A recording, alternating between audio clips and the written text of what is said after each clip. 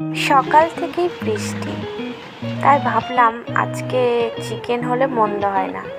কিন্তু ওই একঘেয়েমি চিকেন কষা আর চিকেনের ঝোল থেকে ভাবলাম একটু চিকেন রেজালা বানাই। তাই এই যে মাংসগুলোকে ভালো করে ধুয়ে ওর মধ্যে দিয়ে দিলাম দই, তার মধ্যে দিয়ে দিলাম আদা রসুন আর পেঁয়াজের পেস্ট। ওর মধ্যেই আমি দিয়েছিলাম জায়ফল ওই জৈত্রীকের, আমার গুঁড়ো ছিল না, তাই আমি পেঁয়াজ রসুন সবের সঙ্গে একসঙ্গে বেটে নিয়েছি। তারপরে এর মধ্যে দিয়ে দিয়েছিলাম ধনে গুঁড়ো। তো তারপরে এটাকে নুন দিয়ে ভালোভাবে ম্যারিনেট করে 1 ঘন্টার জন্য রেখে দিয়েছিলাম।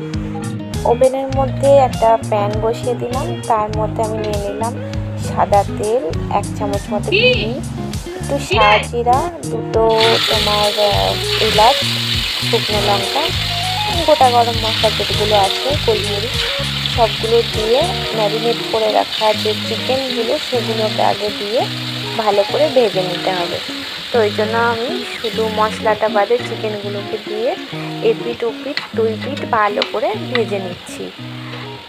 এখানে ফ্লেমটা মিডিয়াম টু লো রাখবে, খুব হাই করবে না, তাহলে তলাগুলো মাংসের ধরে যেতে পারে। দেখছো আমি 2 পিঠ যখন ভাজা হয়ে গেছে, তো তখন আমি এর মধ্যে দিয়ে দিলাম যে ম্যারিনেটেড দই আর মশলাটা ছিল ওটা দিয়ে দিলাম। তারপরে ওই মশলাটা দিয়ে একটু জল দিয়ে দিলাম। এবার এটাকে ভালো করে নাড়িয়ে ছাড়িয়ে মিশিয়ে নিতে হবে। তো ভালো করে মেশানো হয়ে গেলে এর মধ্যে আমি দিয়ে দেবো আসল ইনগ্রিডিয়েন্ট, সেটা হচ্ছে কাজু বাটা, যেটা চিকেন রেজালা করতে লাগে। তো কাজুটাকে বেটে এই যে দেখতে পাচ্ছ এটাকে ভালো করে দিয়ে দিচ্ছি এবং ওই মিষ্টি দেওয়া জলটাও একটুখানি দিয়ে দিচ্ছি। তো এরপরে এটাকে ভালো করে নাড়িয়ে চালিয়ে নিচ্ছি।